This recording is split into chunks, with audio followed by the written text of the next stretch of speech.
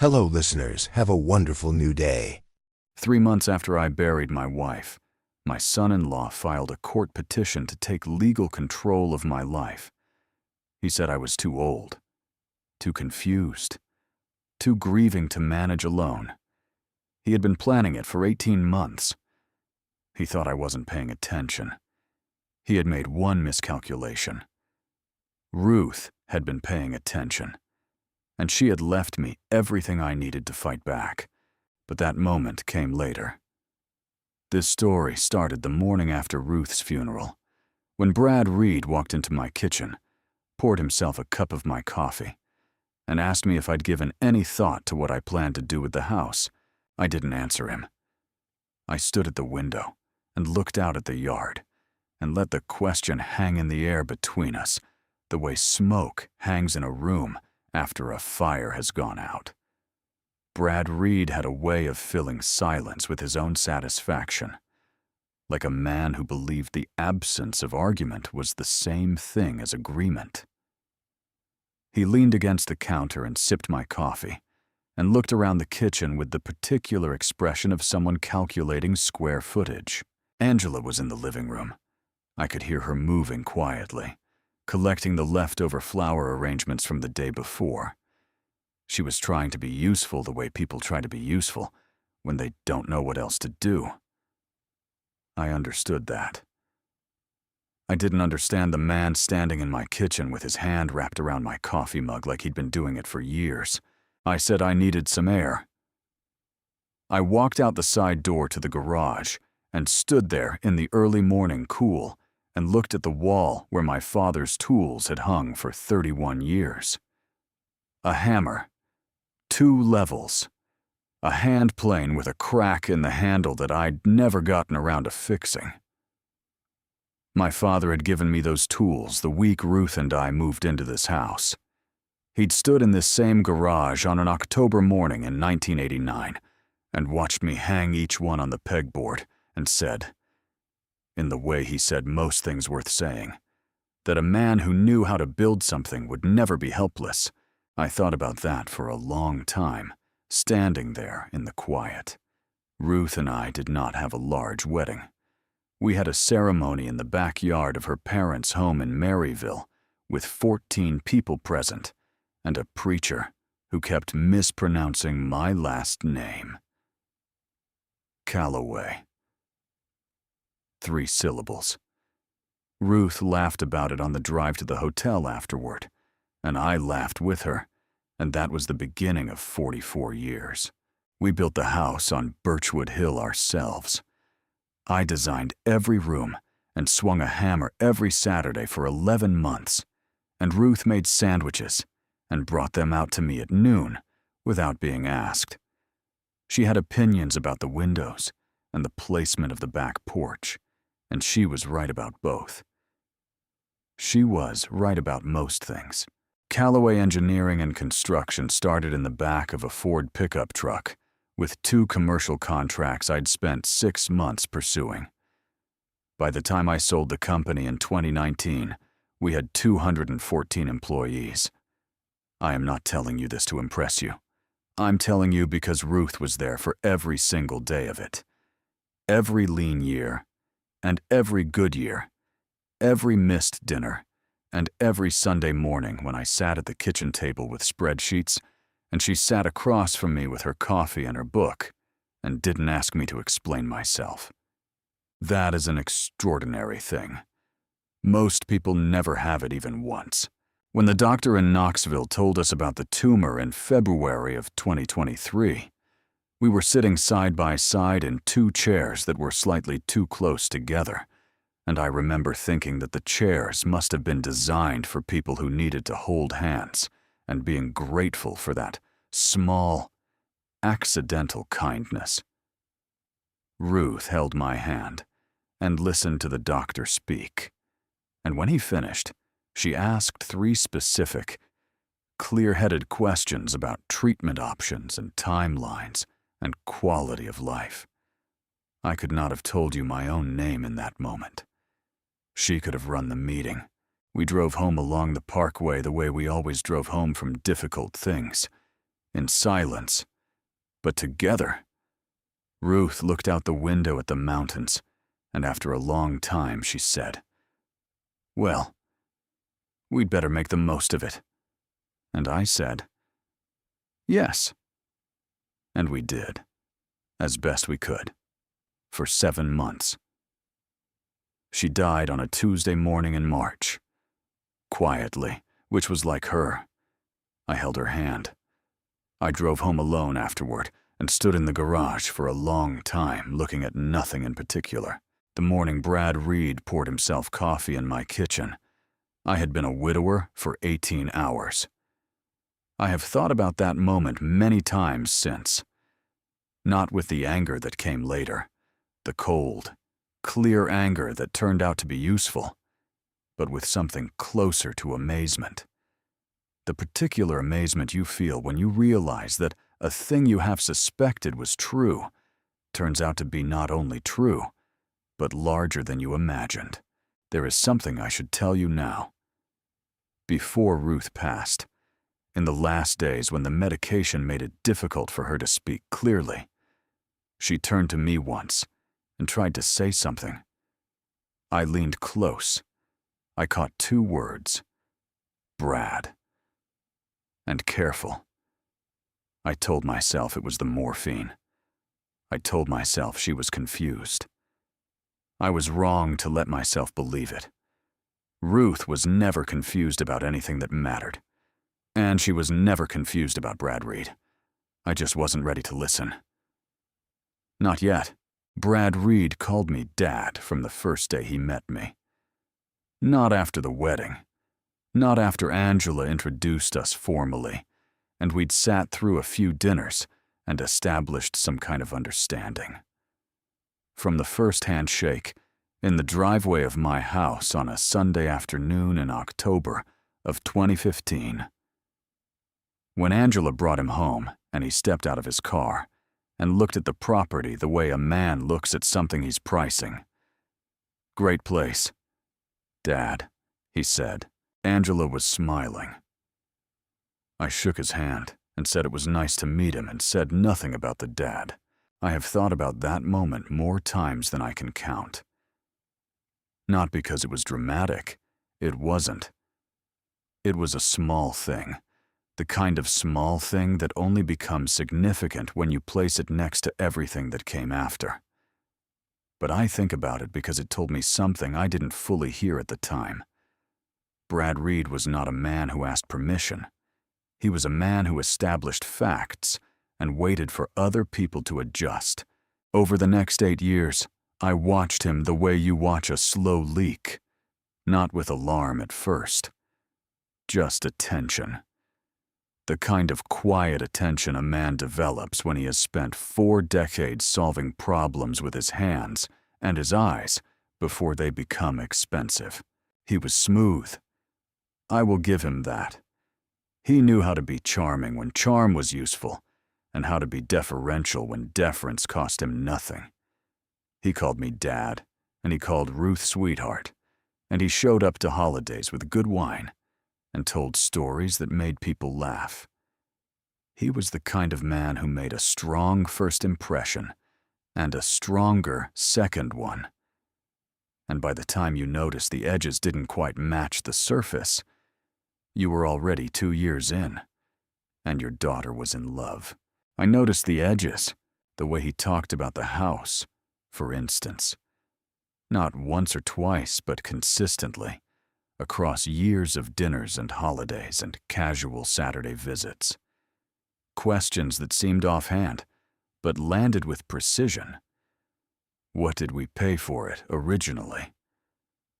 What did I think the lot alone was worth these days? Had I considered whether a property this size was practical for 2 people? And then later, for 1? He never pushed. He just kept asking, in the easy tone of a man making conversation. And each question built on the last, like courses of brick. There was a dinner, 2 summers before Ruth got sick, when I was telling a story about the company's early years. A subcontractor dispute from 1991 that had cost us 3 months and nearly cost us everything. I had told the story before, but not to Brad. And I was at the part that mattered, the part where everything turned, when Brad leaned across the table and started talking about a deal he'd done in Memphis. Just started talking. Right over the top of me, in the middle of my sentence, like I had been background noise. Angela laughed at something he said. Ruth looked at me across the table. I finished my coffee. I didn't say anything. I found the paper in the trash about 6 months before Ruth was diagnosed. A printout from a commercial real estate website. Folded once, sitting on top of a bag of yard clippings in the bin by the garage. The header had the name of a property services company I didn't recognize. The address listed was mine. I took the paper inside. I put it in the drawer of my workbench, and I didn't mention it to anyone. The 3 weeks after Ruth's funeral were the quietest of my life. I don't mean that as a figure of speech. I mean that the house on Birchwood Hill, which had held 2 people and their 44 years of accumulated noise, became something I didn't have a word for. I made coffee every morning out of habit, and twice I made 2 cups before I remembered. I slept on my side of the bed because I couldn't make myself move to the middle. I ate at the kitchen table and left the television off because the sound of it in an empty house felt worse than the silence. The children called. Derek from Nashville. Short calls. Careful. The voice of a man fulfilling an obligation he wasn't sure how to fulfill. Angela every few days, warm but distracted. Brad audible in the background on more than one occasion. Tyler once a week, longer than the others. Genuinely present in the way Tyler had always been. Genuinely present, even when everything else about him was uncertain. None of them came. I didn't ask them to. That is a thing I want to be clear about. I am not a man who asks. Ruth used to say that was my greatest strength and my most reliable flaw. And she was right on both counts. I didn't ask because I had spent 69 years not asking, and I didn't know how to start. And because some part of me already understood, in the way you understand things before you can name them, that the asking would have changed something I wasn't ready to change. On a Thursday evening in the 3rd week, I opened Ruth's closet to find a sweater she'd borrowed from a friend that needed to be returned. Her clothes were still there. I hadn't been able to do anything about that yet. I stood in the doorway for a moment and breathed, and then I reached for the sweater on the left side where she kept her heavier things.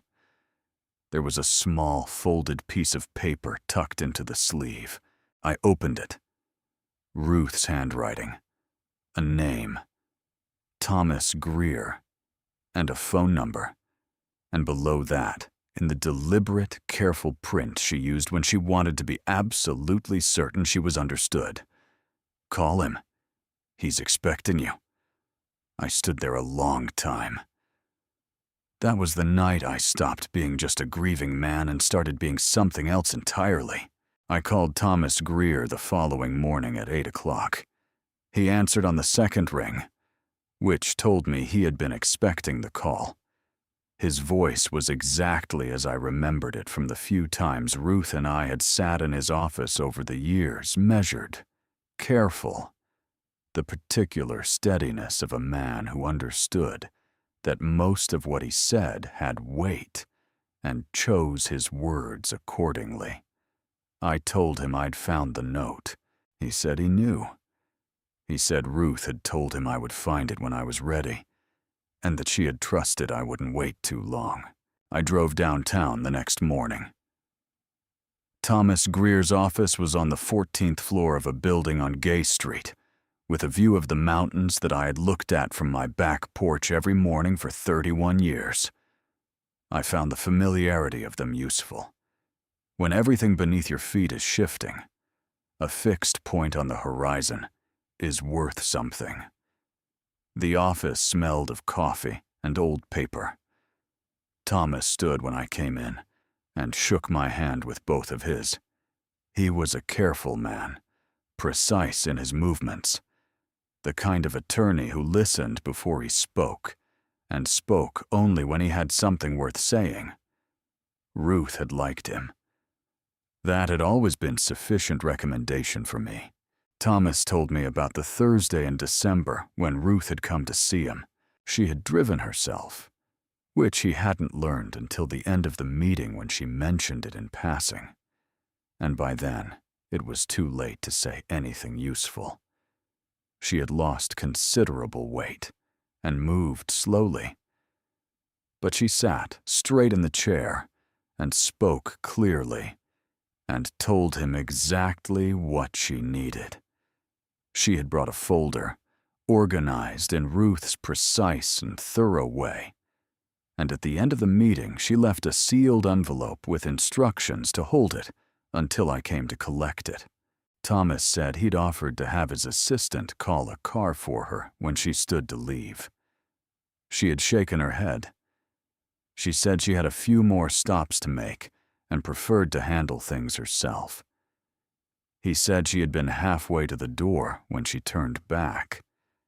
She'd said, "He's going to be all right. Thomas. He just needs to know where to look." Then she left. I sat with that for a long moment. I thought about Ruth driving herself across town 3 months before she died, in December cold, to sit straight in a chair and make arrangements she hadn't told me about. It was entirely consistent with every quiet, deliberate thing she had done across 44 years of our life together. She had never needed an audience for the things that mattered most. Thomas placed the envelope on the desk between us, pale and sealed, my name in Ruth's handwriting on the front. James, not Jim. She only used my full name when she was serious. I put it in the inside pocket of my coat and told him I'd be in touch. I drove home and I did not open it that day. Instead, I sat in the kitchen, and I thought about my children. I had known all 3 of them from their first breath, and I had believed, without questioning it much, that I understood them reasonably well. Derek, the eldest, 44 years old, an attorney in Nashville who had built his practice through a combination of intelligence and relentlessness that I recognized because I had relied on those same 2 things for most of my working life. Angela, the middle one, who had her mother's warmth and her mother's instinct for reading other people, and who had directed all of that warmth and instinct, somewhere in the process of growing up, toward keeping Brad Reed comfortable. And Tyler, the youngest, 37 years old, whom I had understood the least even when he was small, living now with a woman named Cassandra in Chattanooga in an arrangement that had lasted 2 years without resolving into anything I could identify. I thought about the phone calls I had received over the previous 3 weeks. There had been a pattern to them that I hadn't named while they were happening, but could see clearly now. Derek had asked, within the first week, whether I had spoken to an attorney about the estate. Angela had mentioned, carefully, and in the register of mild concern, that she and Brad felt it might be worth reviewing the property situation sooner rather than later. Tyler had asked, in a tone calibrated to sound offhand, whether Ruth had left a will. 3 separate calls, 3 different approaches, all within the same week. I was not a man who believed in coincidence. I had spent 40 years in construction and engineering, where coincidence was something that preceded an accident. And the accident was always the thing someone hadn't taken seriously enough when they had the chance. I went out to the garage that evening. I sat at my workbench, under the single overhead light I had wired myself in 1992, and I opened the envelope. Inside was a cover page in Ruth's handwriting and a USB drive no larger than my thumbnail, attached with a strip of blue masking tape. The cover page listed 14 audio files by date. I plugged the drive into my laptop. The window opened exactly as the cover page said it would. 14 files. The earliest was dated 18 months ago. The most recent was dated 6 weeks before Ruth died. I looked at them for a long time. Then I closed the laptop. Not tonight. I sat with the drive in my hand and the overhead light humming above me in the quiet of the garage. Ruth had recorded something. She had done it deliberately, over 18 months, while her health was failing, while she was driving herself to meetings I knew nothing about and making plans I hadn't been asked to join. She had done it to leave me something I would need. I needed one more night before I was ready to find out what it was. I spent the next 2 days in a state I can only describe as deliberate calm.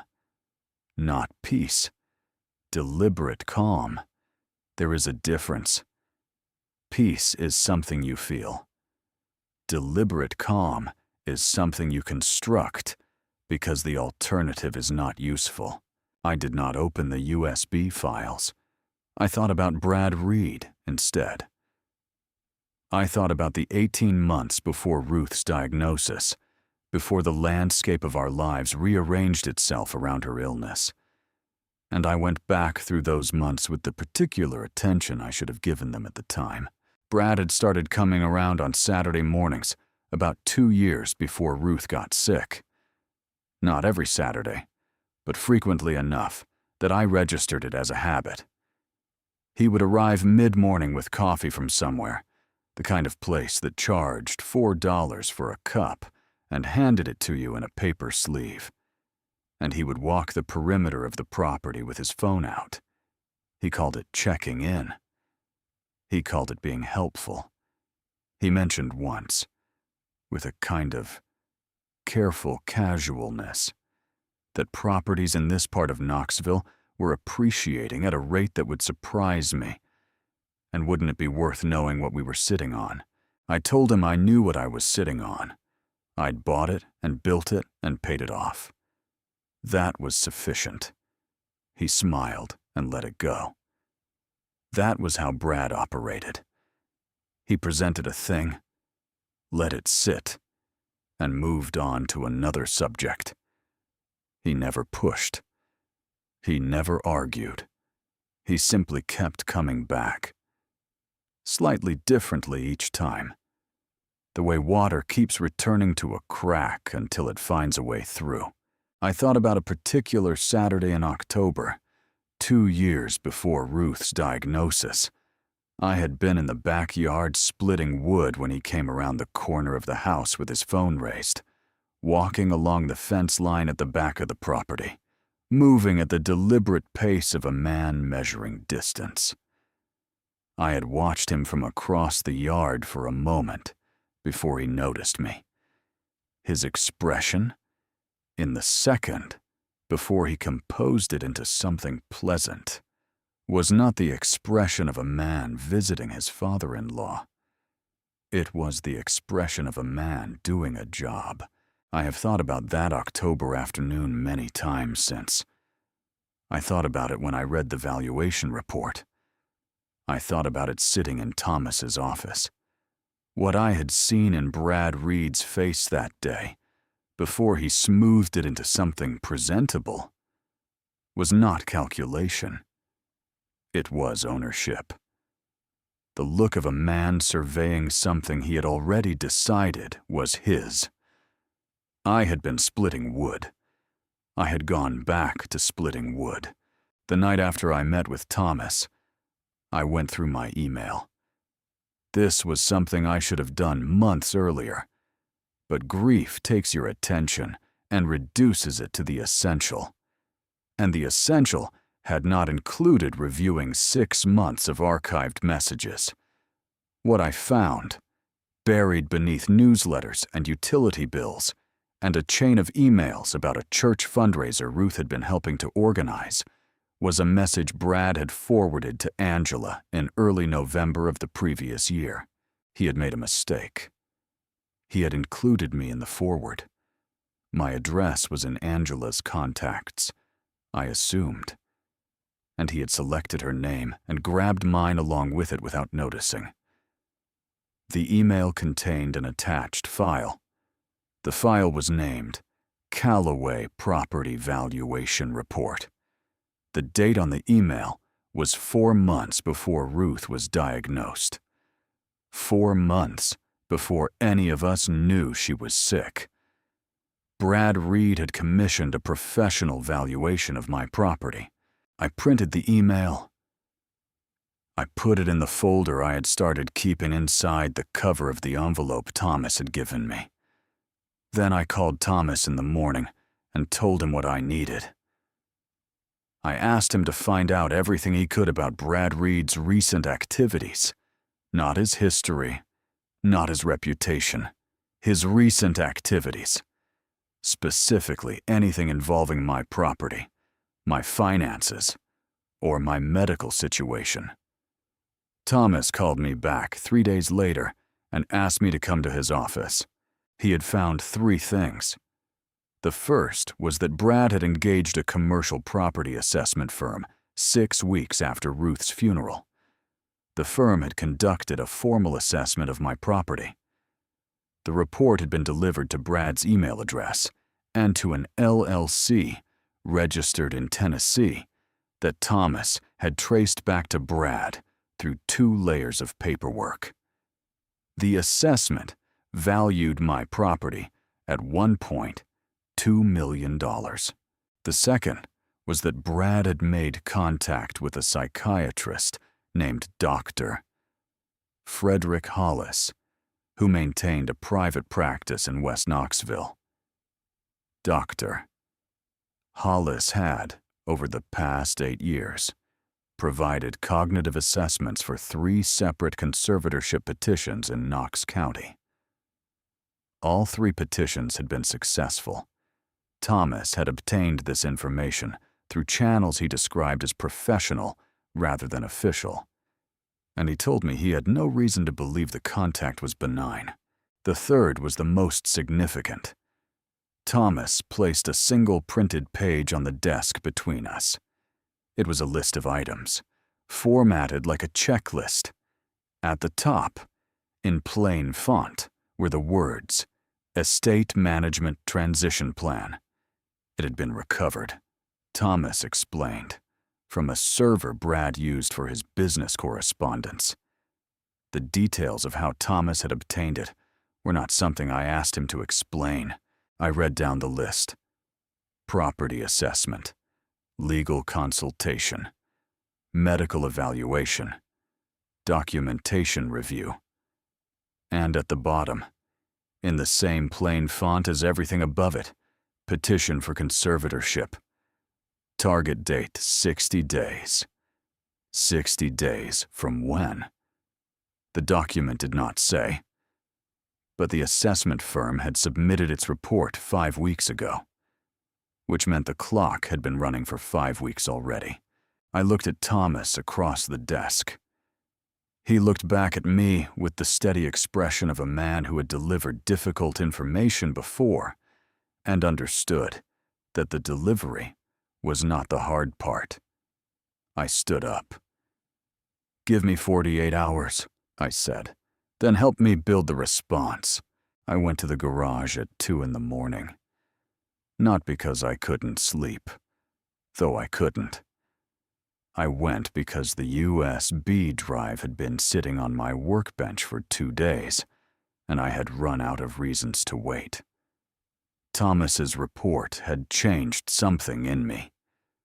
The document with the 60-day countdown had made everything real in a way that Ruth's envelope had not quite managed. And I understood that the time for sitting with things had passed. I turned on the single overhead light. I sat down at the workbench. I plugged the USB into my laptop, and the window opened the way it had 2 nights before. 14 files arranged in a column by date. I opened the first one. It was kitchen sounds. The ambient noise of my own house. The refrigerator hum. The tick of the old clock above the stove. The sound of someone moving around near the counter. Then Brad's voice, close to the phone, saying yes and right, and we'll talk about it later. Just let me handle this part. A one-sided conversation. He was talking to someone I couldn't hear. He didn't know he was being recorded. That much was obvious from the way he spoke, which was nothing like the way Brad Reed spoke when he thought someone was listening. I sat with my hands on the table and listened. The second file was similar. A different day. A different conversation. Brad on the phone in my kitchen, near the window, where Ruth kept her herbs in the little clay pots she'd had since before we were married. He mentioned a number I didn't recognize. He mentioned a timeline. He said the word straightforward twice, which in my experience meant the thing being described was not straightforward at all. I opened the third file. This one was different. 2 voices. Brad's and another one I recognized after a few seconds. Derek, my son's voice in a conversation that was happening in my house, in a room near enough to wherever Ruth had left the recording device that both voices came through clearly. Derek was asking about the trust structure. He was using legal terminology I understood well enough to follow. He was asking what the exposure would be if a competent adult refused to cooperate with a petition. Brad said that was why you had the doctor lined up first. That was why you completed the evaluation before you filed anything. By the time the petition went in, Brad said, the foundation was already poured. I closed my eyes for a moment. Then I opened them and kept listening. The files moved forward through the months. I heard Brad in various rooms of my house, in various states of confidence, speaking to various people about various aspects of a plan that had been assembled, piece by piece, in the house I had built with my own hands while Ruth was dying in it. I heard him twice more with Derek. I heard him once with someone I didn't recognize. A brief exchange about timelines and valuation reports, and something he called the medical track. I reached the 7th file. This one was a phone call Brad was making rather than receiving. He was walking while he talked. I could hear his footsteps and the slight change in sound that meant he had stepped outside. He said he was making progress. He said things were moving on schedule. He said the old woman was cooperative in the way that grieving people were cooperative, which was to say she wasn't paying attention to the right things. Then he said, and these are the exact words I will carry with me for the rest of my life, that the old man won't last 2 years without her. We just have to be patient. The old man. I was the old man. I sat in my garage at 2 a.m. and heard myself described by my son-in-law as an obstacle with a ticking clock attached to it, and I did not move. I let the file finish. I sat for a moment with my hands flat on the workbench, looking at the wall in front of me without seeing it. Then I opened the 14th file.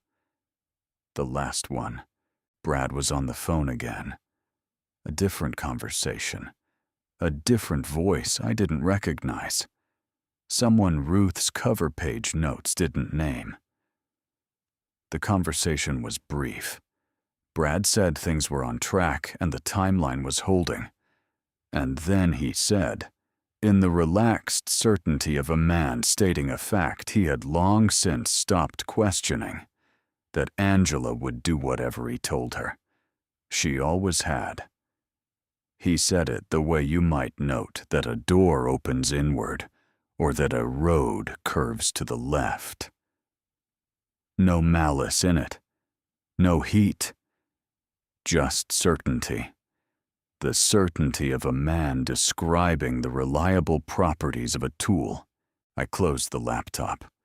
I sat in the dark for a long time. Long enough that the light outside the small garage window went from black to the deep gray that comes before actual dawn. I thought about Angela. I thought about Tyler. I'd thought about Derek, who had known enough to be dangerous and had chosen to use what he knew on the wrong side of things. And then I thought about Ruth. Ruth, who had sat in this house while Brad walked its rooms and made his calls, and who had listened and recorded and said nothing to me, because she had known I would try to handle it in the wrong direction, who had let him keep talking while she kept her own counsel and built a record, file by file, over 18 months. That was now sitting on a USB drive in my lap in the cold of the garage at 5:47 in the morning. When the sky was light enough to call it dawn, I picked up my phone. Thomas answered on the second ring. "I have something you need to hear," I said. Thomas called me back 2 days after I played him the files. I had sent him the USB by courier that morning, along with a summary of all 14 files. He told me he had listened to them twice through, that a colleague was verifying the audio, and that he had found something else. He wanted me to come in. I drove downtown on a Thursday morning. The mountains were still gray with early winter haze. I parked in the building garage and rode the elevator up and sat down across from Thomas Greer's desk for what was becoming a regular arrangement. He told me he had found her name in 3 days. Her name was Eleanor Marsh. She had lived in Memphis, Tennessee, in a house on a street called Willow Bend Drive that she and her husband had owned together for 22 years. Her husband, a man named Raymond Marsh, had died of a stroke 6 years ago. He had been 69 years old. Brad Reed had met Eleanor Marsh 14 months after Raymond died. Thomas paused. He let that sit between us for a moment before he continued. Brad had been introduced to Eleanor through a mutual acquaintance at a church fundraiser in East Memphis. He was 40 years old at the time. Eleanor was 67. They had begun seeing each other within a month of meeting. They were married 11 months later in a small ceremony. Thomas had obtained a copy of the marriage certificate and the announcement that had run in the Memphis paper. He placed both on the desk. I looked at the wedding announcement photograph. Brad in a dark suit, standing next to a woman who was clearly doing her best to look her happiest on what was supposed to be the best day of her life. The smile Brad was wearing in the photograph was the same smile he wore in every photograph. That particular smile, I now understood, was not an expression. It was an instrument. Thomas continued. Eleanor sold her house on Willow Bend Drive 18 months after Raymond Marsh died, which was 7 months after she married Brad. The house had been appraised at $480,000.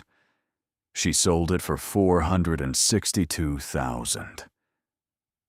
The proceeds, according to the records Thomas had obtained, went into a joint account that Brad had established the month before the sale. 14 months after the sale, Brad filed for divorce. Eleanor Marsh had moved into an assisted living facility in Germantown, a suburb of Memphis. 4 months after the divorce was finalized. She was 69 years old at the time of the filing. The facility was called Magnolia Gardens. It specialized in residents with early cognitive decline. Thomas placed a second photograph on the desk. This one was from Brad and Angela's wedding. I had attended that wedding. I had stood in a rented hall in Knoxville on a Saturday in June and watched my daughter marry this man, and felt the particular mixture of hope and unease that I had attributed at the time to ordinary parental anxiety. Brad was wearing almost the same suit as in the Memphis photograph. The smile was identical. I looked at the two photographs side by side for a long time. "He did this before," I said. It wasn't a question. Thomas said yes. I thought about the sequence. Eleanor Marsh, 67 years old, recently widowed. A house worth nearly $500,000. Brad Reed at 40. Recently arrived on the Memphis social scene. Cultivating the right acquaintances. Attending the right events. The patience it would have taken. The planning. The smile deployed at exactly the right angle in exactly the right room. Then I thought about Angela, my daughter, who had been 33 years old when she met Brad, who had her mother's warmth and her mother's instinct for people, and who had somewhere along the way directed all of that toward a man who had selected her the way a contractor selects a tool appropriate to a specific job. Angela had not been a love story. Angela had been a strategy. I sat with that for a moment. There is a particular kind of grief that has nothing to do with death. It is the grief of understanding something about a person you love. Something that reframes everything you thought you understood. And it sits in your chest like a stone that wasn't there before, and that you know will not dissolve quickly. I thought about what Angela's life had looked like from the inside. 8 years of marriage to a man who was charming when charm was useful, and deferential when deference cost him nothing. 8 years of being managed. 8 years of her instincts being redirected, and her judgments being overridden, and her voice being the one that fell quiet at the dinner table when Brad entered the room. Ruth had seen this. Ruth had seen all of it, and had said nothing because Angela had not been ready to hear it. I looked at Thomas. "Does Angela know any of this?" I asked. He shook his head. "There's no indication anyone outside this room does." I looked back at the two photographs. Brad's smile in Memphis. Brad's smile at my daughter's wedding. The same calculation expressed in 2 different cities 8 years apart. "Thomas," I said, "I need to know where Eleanor Marsh is right now. Whether she's still at the facility. Whether she has family. Whether anyone has ever looked at what happened to her." Thomas wrote something on his legal pad. "I'll find out," he said. I drove home along roads I had driven 1,000 times and felt something settle into place, that was not satisfaction and not anger. It was the particular clarity that comes when you finally understand the full shape of the thing you are dealing with. Brad Reed had not improvised his way into my family. He had walked a route he had walked before, with different names and different cities, and he had expected it to end the same way it had always ended. He had not accounted for Ruth. I called Derek on a Tuesday evening, the kind of call that has a purpose but doesn't announce it. He answered on the third ring. His voice was the careful, calibrated version I had come to recognize since Ruth's funeral, the voice of a man measuring every syllable before it left his mouth. We talked about nothing particular for a few minutes. He asked about the house. I asked about Patricia. He mentioned something about a new case at the firm. Normal conversation assembled out of normal pieces. Then I asked him, casually and without emphasis, whether he had spoken to Brad recently. The pause that followed was brief. Anyone who wasn't listening for it would have missed it entirely. He said he hadn't talked to Brad in a while. He said they weren't particularly close. He said it the way you say something you have rehearsed, which is to say, without the natural irregularities that make speech sound like thinking. I said I understood. I said I'd been doing some reading about estate matters and had a few questions I might run by him at some point, given his legal background. Another pause. Shorter. Sure, he said. Anytime. We hung up. I sat in my kitchen for a long time afterward. I thought about the Derek I knew, the one who had spent 14-hour days building a practice from nothing, who had the same relentlessness I had recognized in myself and had quietly been proud of. The Derek would have asked follow-up questions. The Derek would have offered an opinion. What I had spoken to on the phone was someone performing the role of Derek, and performing it under constraint. Thomas confirmed my suspicion 3 days later, in the fall of 2021. Derek had approached Brad about a real estate opportunity, a commercial property deal that had required a certain amount of creative documentation. The deal had ultimately not gone through, but the documentation had been created, and Brad had kept copies. What the documentation implied about Derek's professional conduct was the kind of thing that, if it became known to the Tennessee Board of Professional Responsibility, would not destroy Derek's career immediately, but would damage it in ways that would take years to repair. Brad had said nothing about it. He had simply kept the copies. That was the leverage. Not loud, not explicit, just present. The quiet knowledge that someone held something over you and was choosing, for now, to say nothing. I thought about what that kind of silence cost a person over time. I did not excuse Derek for his choices, but I understood them in a way I had not understood them before. I wrote him a letter, not an email. A handwritten letter on the stationery Ruth had kept in the desk drawer in the study. Pale paper with a small embossed initial at the top. I didn't mention Brad. I didn't mention the files.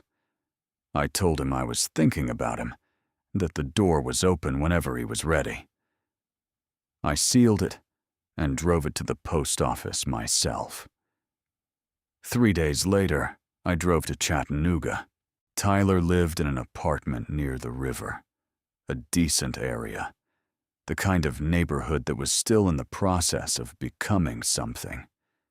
I had been there once before, 2 Christmases ago, when Ruth and I had driven down together for a brief visit. The building had a small parking lot, and a row of stubborn trees along the sidewalk. I parked and walked up to the second floor and knocked. Cassandra opened the door. She was in her mid-30s, composed, with the particular expression of someone who has been interrupted and is deciding how visible to make that fact. She said Tyler wasn't home, that he was at the gym, that he'd be back in maybe an hour. I said I'd wait, if that was all right. She said, of course, and stepped aside. We sat in the living room with the afternoon light coming through the windows and made the kind of conversation two people make when they are each waiting for someone else to arrive. She brought water without being asked, which I noted. She asked about the drive. She asked about the house on Birchwood Hill. She was doing everything right, and doing everything right in a way that took effort. At one point, her phone, which was face down on the coffee table, buzzed twice in quick succession. She reached for it, glanced at the screen, and set it face down again. In the fraction of a second the screen was visible, I saw two letters in the notification preview. Far. Brad Reed had texted Cassandra while I was sitting in her living room. I looked at the window. I kept my face entirely neutral. I noted the fact and filed it and moved on. Tyler arrived 40 minutes later, gym bag over his shoulder, surprised and genuinely pleased to see me. He was the only one of my children whose surprise ever looked like pure pleasure, uncomplicated by calculation. We talked for an hour. He made coffee. He told me about a job he was considering, a trail he had been hiking on weekends, and a book someone had recommended. Ordinary things. The ordinary things that build a life.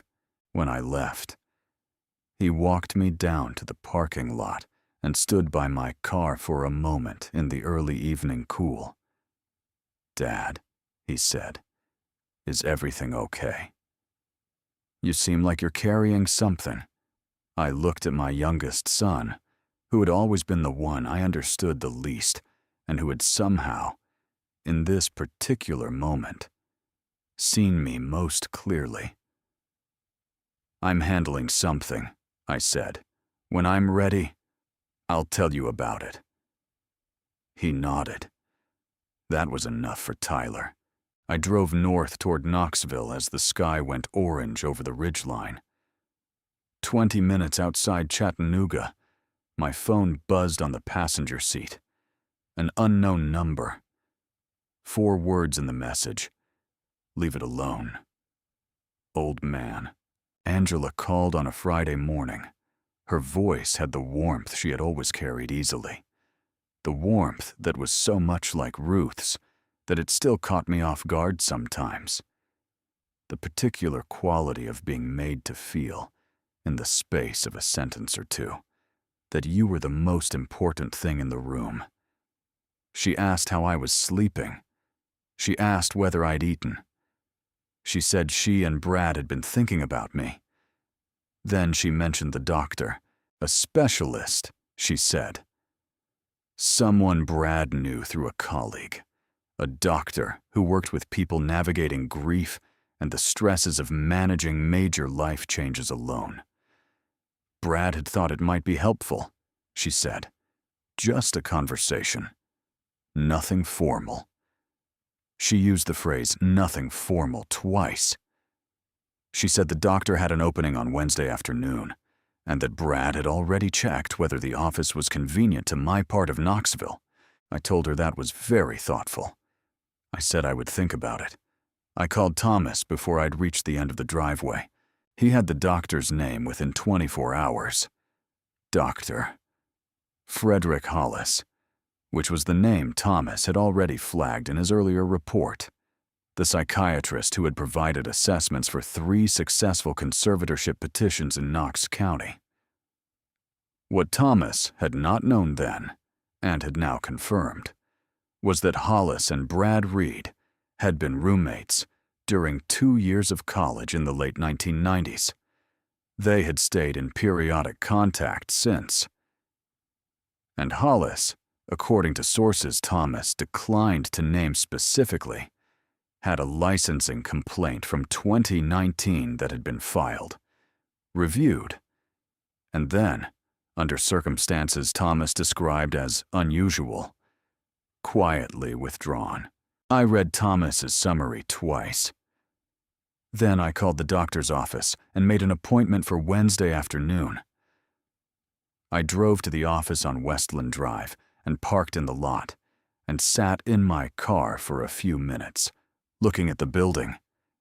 It was a low brick structure with a professionally tended landscape and a sign with the doctor's name in restrained letters. The kind of office designed to communicate competence and calm. I found it had the opposite effect on me. I went inside. I checked in at the front desk. I sat in the waiting room for 12 minutes, during which I read nothing and thought about everything. When the assistant called my name and walked me down a carpeted hallway to the doctor's office, I was carrying in the inside pocket of my coat a single folded page Thomas had prepared, a summary of Frederick Hollis's professional history, including the 2019 complaint. The doctor stood when I entered. He was in his late 50s, trim, with the practiced warmth of someone who had been in a helping profession long enough that warmth had become a technique rather than a disposition. He shook my hand and gestured toward the chair across from his desk and said he was glad I had come in. I sat down. I reached into my coat pocket and unfolded the page and placed it on the desk facing him. "Before we begin," I said, "I was hoping you could tell me about 2019. His expression didn't collapse. I will give him credit for that. It shifted in the way a structure shifts when the load it's carrying changes. And I watched him make the calculations that a man makes when the ground moves beneath him. He looked at the page. He looked at me. He said he wasn't sure what I was referring to. I told him I thought he probably was. We sat with that for a moment. He said that whatever concerns I had, he could assure me that his practice was entirely above board, that he had no relationship with any of my family members beyond a professional referral, and that anything discussed in his office would be completely confidential. I stood up. I folded the page and put it back in my pocket. "I appreciate your time," I said. "I don't think we'll need to meet again." I drove home slowly, taking the long way through the older part of the neighborhood, past the hardware store where I had bought materials for 30 years of projects, and the diner where Ruth and I had eaten breakfast on Sunday mornings for 2 decades. I thought about Angela. I thought about her for a long time. She had called me warmly and genuinely. I was certain of that. Whatever Angela understood about Brad's intentions, she had not understood this particular piece. She had passed along what Brad had told her to pass along, in the good faith of a woman who had spent 8 years learning to trust her husband's judgment over her own. That was the cruelest part of it. The instrument Brad was using was Angela's love. Ruth had said something to me once, in the early years of our marriage, when I had wanted to intervene in a situation involving a friend, and Ruth had counseled patience. She had said that sometimes protecting someone meant letting them arrive at the truth themselves, because the truth you are pushed toward never holds the same weight as the truth you find. I did not call Angela. Not yet. What I did instead was make a list. Every documented fact, every date, every piece of evidence Thomas had assembled and I had gathered. I organized it the way I would have organized a complicated construction project, chronologically and with clear notation. so that when the time came, the picture would be undeniable. I was still at the kitchen table when my phone rang. Thomas. His voice was level, the way it was when he was telling me something that required my attention. "Brad filed a preliminary motion this morning," he said. "He's moving faster than the 60 days. I set down my pen. "How much time do we have?" "Less than we planned for," Thomas said. "But enough, if we start now." Thomas had cleared his afternoon schedule. I knew this because his assistant met me at the elevator rather than the reception desk, and because the conference table in his office had been pulled away from the wall and set with 2 chairs facing each other and a folder thick enough to have taken considerable preparation. Thomas had been busy. He sat down across from me and opened the folder and began with Brad's finances. Not the broad strokes, which I already knew, but the specific and granular detail he had assembled over the previous 72 hours from records both public and, he acknowledged, not entirely public. Brad Reed owed $2,300,000 to a consortium of 4 private investors who had funded a commercial development project in East Nashville 2 years ago. The project had failed at the permitting stage. The funds had been spent. The investors had agreed to an extended repayment timeline 18 months ago, and that timeline was now approaching its hard deadline. Thomas placed a document on the table. The deadline was 14 weeks from today. "He can't raise $2.3 million in 14 weeks, I said. "Not through legitimate means," Thomas said. "Not quickly enough. What Brad could do," Thomas explained, "was access a significant portion of that amount if he gained legal control of my assets before the deadline arrived. The conservatorship petition, if granted, would give him authority to liquidate holdings on my behalf. My property alone would cover most of it. Combined with the investment accounts he had identified through his research, it would cover all of it with room left over. He's not doing this to get ahead," I said. "He's doing this to stay out of a legal dispute with people he owes money to." "That's my assessment," Thomas said. I thought about that for a moment.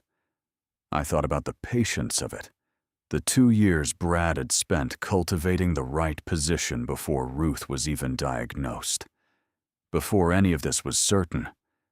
I thought about Angela. I thought about what it meant to marry someone who had looked at your family and seen, first and foremost, a calculation. Then I told Thomas I was ready to hear the plan. We spent the next 2 hours going through it. Thomas had organized the counter-strategy in 3 phases. The first was documentation, ensuring that every piece of evidence was properly preserved and prepared for submission. This was largely done. The second was legal preparation, drafting our formal response and preparing materials for the hearing. Thomas estimated 3 weeks for this. Done correctly.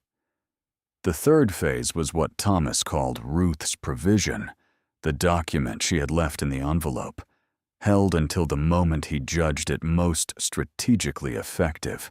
"How long do we have?" I asked. Thomas looked at the calendar. If Brad's deadline is 14 weeks and he needs the conservatorship in place before that, he'll push for a hearing within the next 3 to 4 weeks. That gives us 20 to 25 days to complete phases 1 and 2 and be ready. "That's enough," I said. "It is," Thomas said. "If we do it right." I drove home as the sun was going down. The mountains had gone to dark silhouettes against an orange and gray sky. I made dinner, which I ate without tasting, and washed the dishes, and turned off the kitchen light and sat down at the kitchen table in the near dark. Then I opened Ruth's letter. I had read the cover page and the document list before. I had seen the USB contents before, but I hadn't, until tonight, read the full 47 pages of Ruth's own writing. The notes, the observations, the careful, methodical record she had assembled over 18 months, while she was also managing appointments and medications and the daily logistics of dying. Her handwriting changed across the pages. The early ones were firm and even, the handwriting I had looked at for 44 years. By the later sections it had thinned and sometimes slanted, and in a few places she had crossed out words and written them again more carefully, as though the act of getting it right mattered more than the effort it cost. I read every page. She had documented Brad's questions about the property, his Saturday morning walks, the email that had been forwarded to her by Angela, the valuation report, which she had recognized immediately for what it was. She had written, in the margin of that page, a single word in slightly darker ink than the text around it. She had written patience. She had noted Derek's increasing unavailability for family events and the timing of it, which corresponded precisely with the period Thomas had identified as the beginning of Brad's leverage over him. She had observed Cassandra's behavior on 2 separate visits and had written, with the clinical precision of a woman who had spent 44 years watching people, that she believed the woman was not who she presented herself to be. The last section of the letter was different. Ruth had written it in a single sitting. I could tell by the consistency of the handwriting, and it was addressed to me directly, using my full name at the top of the page. She laid out 3 steps. 2 were specific: retain Thomas immediately and document everything in a form suitable for legal submission. These I had done, or was doing. The 3rd step was a single sentence. You'll know when it's time for step 3. Jim, trust yourself. I sat with that for a long time. Then I folded the letter carefully and put it back in the envelope. I looked out the kitchen window at the dark yard and the darkness beyond it. Ruth, I said, quietly, to no one in the room with me, you did all of this while you were dying, every page of it, and you never said a word to me. The yard was dark and still. It occurred to me, sitting there, that this was perhaps the most complete thing she had ever done for me. Not in spite of not telling me. Because of it. Tyler called at 11 in the evening. I had been in the study, not reading so much as sitting with a book open in my lap, when my phone lit up with his name. There was something about the hour that told me before I even answered. Tyler did not call at 11 at night unless something had changed. I answered. His voice was different. Not the Tyler from Chattanooga who had made coffee and told me about trails and a job he was considering. This was the voice of someone who had been holding something for a long time and had run out of the strength to keep holding it. He said he needed to tell me something. He said he had been trying to decide whether to tell me for several weeks, and that he had been wrong to wait as long as he had. He said he was sorry. I told him to go ahead. It had started, he said, about 6 weeks ago. He had come home one evening to find Cassandra on the back porch with her phone pressed to her ear, speaking in a low voice that she changed immediately when she heard the sliding door open. He had not thought much of it at the time. People had private conversations. He had gone inside and opened the refrigerator and stood there a moment. And then he had gone back to the porch and seen that she had moved to the far end of the yard, still on the phone, still speaking in that low, deliberate register. He had wondered about it. Not enough to act on it, just enough to notice. 3 weeks later, on a Tuesday morning when Cassandra had gone to her yoga class, Tyler had sat down on the couch with his phone and opened the audio recorder and set it on the side table beside the lamp. And then, because he was not certain what he was doing or why, had walked to the kitchen and made coffee and talked himself out of it twice before walking back to the living room and leaving the phone where it was. Cassandra had come home an hour later. She had been on the phone again within 20 minutes. Tyler had listened to the recording that night after she fell asleep. What he heard had kept him awake until nearly 4 in the morning. He had not listened to it again for 11 days because listening to it again would have made it irrevocably real. And he had wanted, more than he wanted almost anything, to not have heard it the first time. He described what was on the recording. Cassandra's voice, and a man's voice on the other end that Tyler had recognized. Brad, his brother-in-law, discussing, with the matter-of-fact efficiency of 2 people coordinating a logistical plan, how the money would be divided once the old man signed the papers. Once the old man signed. Tyler's voice broke slightly when he said that. He stopped for a moment. I waited. "Dad," he said. "I'm sorry. I should have called you the night I heard it." I thought about that for a moment. I thought about Tyler at 4 in the morning, alone on his couch, holding a phone that contained something he could not unhear and did not know what to do with. I thought about the weeks of carrying it. "You're calling me now," I said. "That's what matters." He was quiet for a moment. "Can I come up tomorrow?" he said.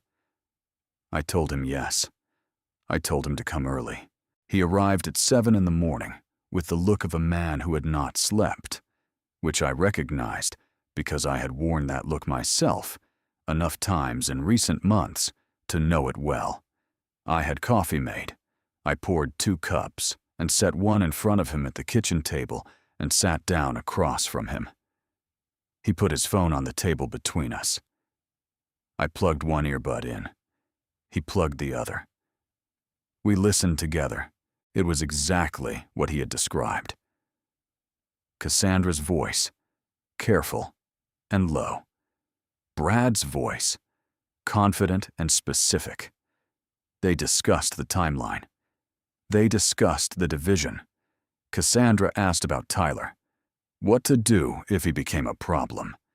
And Brad said Tyler would go along once the pressure was applied from the right direction, that he always had.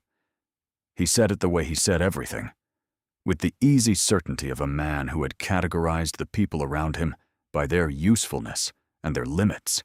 I took out the earbud. I set it on the table. I picked up my coffee. Tyler was watching me. I told him about the envelope then, about the day Thomas had handed it to me, about the cover page and the USB and the 14 recordings Ruth had made, about the 47 pages of her handwriting, about what she had seen and documented and quietly set aside for me to find. I told him about Eleanor Marsh in Memphis. I told him about the 3 steps. I did not tell him about the 3rd step. Not yet. Tyler listened without interrupting, which was not typical of him, and which told me he understood that what I was describing required the kind of attention that interruption would damage. When I finished, he sat quietly for a moment. He looked at his phone. He looked at his coffee cup. Then he looked up at me. "Does Cassandra know about any of this?" he asked. "No," I said, "and neither does Brad." He was quiet again. Then something shifted in his expression. something between relief and a grief I understood. The grief of understanding clearly something you had hoped was not true. "She really knew everything, didn't she?" he said. It was not quite a question. I thought about Ruth in December, driving herself across town, sitting straight in Thomas's office. The word patience, written in darker ink in the margin of a single page. "She knew more than either of us did," I said. "And she made sure we'd be all right anyway." Tyler left that afternoon. Before he went, he asked what he could do. I told him to keep the recording. I told him to stay close to his phone and to say nothing to Cassandra about what we had talked about. He nodded. He hugged me at the door in the same way he had hugged me when he was 7 years old and had fallen off his bicycle, which is to say, with the particular grip of someone who needs something solid and is not ashamed of needing it. I watched his car back out of the driveway, and then I went to the kitchen and called Thomas. The following Thursday morning, I sat across from Thomas Greer for what I had begun to think of as our regular appointment and handed him the last of what he needed. Tyler's recording, which I had transferred to a secure file and sent to Thomas the night before, was already in the system. Thomas laid out what he had assembled, the 14 USB recordings, Tyler's audio file, the Eleanor Marsh documentation, the background file on Frederick Hollis, the property assessment report linked to Brad's LLC, and the transition plan document with the 60-day notation. Thomas also had the email Brad had sent to Angela that had been forwarded, accidentally, to me. He had the valuation email. He had the record of Brad's visit to Frederick Hollis's office. He had, through the channels he declined to specify, a record of communications between Brad and a Nashville attorney who specialized in conservatorship proceedings, initiated before Ruth had even been diagnosed. "This is what we're filing with," Tomei said. I told him to file. He submitted the formal response to Brad's preliminary motion that afternoon, along with a counterclaim alleging fraudulent intent and abuse of process. He also sent, by certified mail, a notice of legal representation to Brad Reed directly, informing him that all future proceedings related to James Arthur Calloway should be directed through Thomas Greer's office. 3 days later, a process server delivered formal notice to Brad at the house he shared with Angela in Farragut. I did not learn the details of how Brad received it, only that it had been received and acknowledged, which was sufficient. The hearing was scheduled for 3 weeks out. Angela called that same evening. I knew from the first word she spoke that she had been crying before she picked up the phone. Not the way she had cried when I told her about Memphis, with the deep, slow grief of someone processing something true. This was shallower, faster, the kind of crying that comes from being frightened. She said Brad had told her about the legal filings. She said he had told her that I had been making accusations against their marriage, that I had hired an attorney to interfere with arrangements that were meant to protect me, that I was confused, that I was being manipulated by someone who didn't have my best interests in mind. She used several of these phrases in a row, with the slightly mechanical quality of someone who has recently been given them. I let her finish. I did not comfort her. I had thought about this moment enough in the previous weeks to know that comfort was not what it required. I told her I was going to tell her what had happened since Ruth died.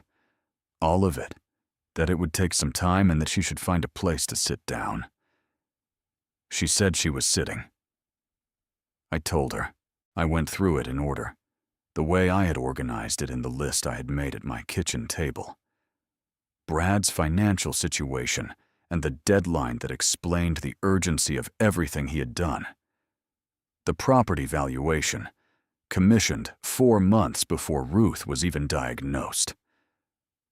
The conservatorship plan and its 60-day target.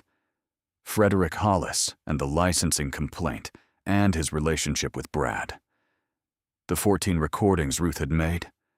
The file Tyler had sent me, which I told her the contents of without describing her brother's voice, breaking at 11 in the evening. I told her about Eleanor Marsh. I did not soften it. Eleanor Marsh, 67 years old. Memphis, Tennessee. Willow Bend Drive. The timeline. The house. The divorce. Magnolia Gardens.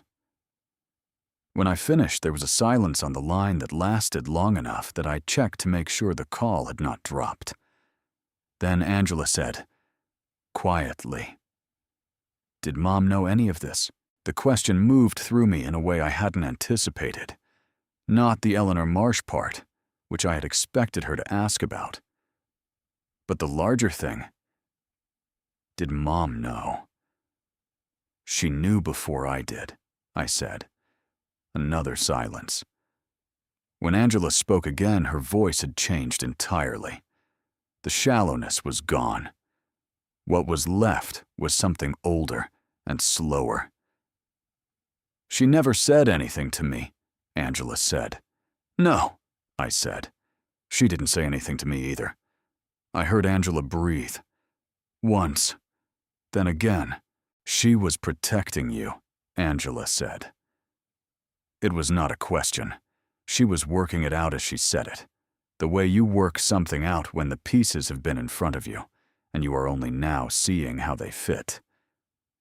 "She was protecting both of us," I said, in the only way she knew would work. The silence that followed was different from the previous ones. It had weight to it, but not the weight of shock. The weight of something being understood. "Dad," Angela said.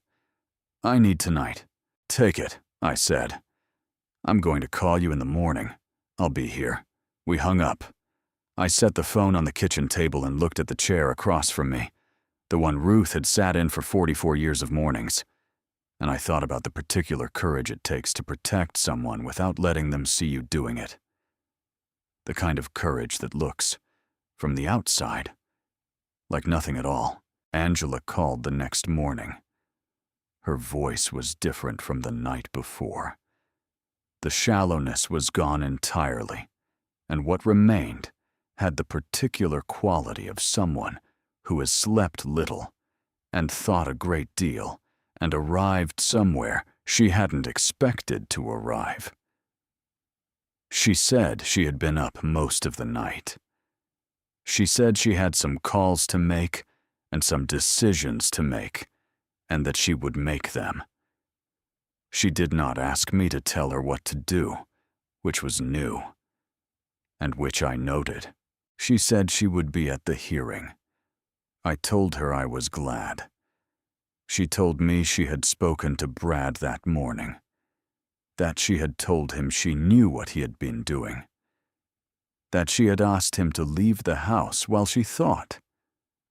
She did not tell me his response, and I did not ask.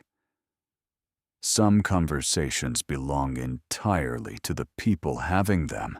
The 3 weeks between that conversation and the hearing passed with the quality of time that has been given a purpose. Thomas and I spoke every 2 or 3 days. He was methodical and thorough, and reported on the preparation with the calm efficiency of someone who had done this enough times to understand that the preparation itself was the work, and that anxiety about the outcome was a distraction from it. Brad's attorney had filed a brief reply to our counterclaim. Thomas had filed a response. The proceedings moved through their stages with the impersonal regularity of institutional processes, which was, in this case, a comfort. Brad did not contact me directly. The notice Thomas had sent had been effective in that regard. There was one call from a number I didn't recognize that I let go to voicemail, And that turned out to be a Nashville attorney asking whether I was open to an informal conversation about resolution.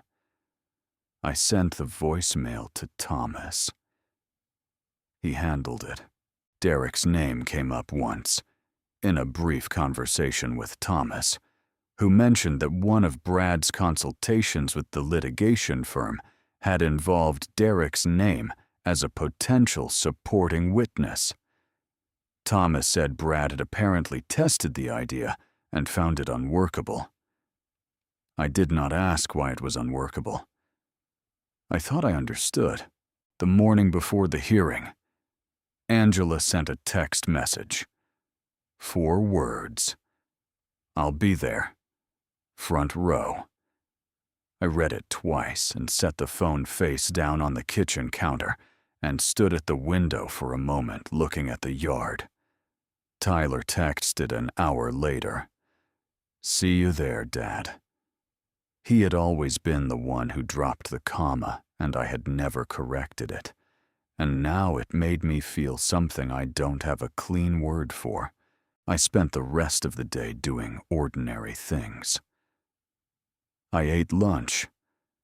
I walked the property once, the long way around, past the back fence and the garden beds, and the old oak at the corner of the yard that had been there before we bought the land.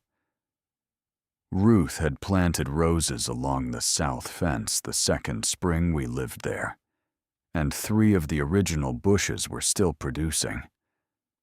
I stood there for a while looking at them in the late afternoon light. That evening, I went to the garage. It had been my habit since childhood, inherited from my father, to go to the workshop when something needed thinking through.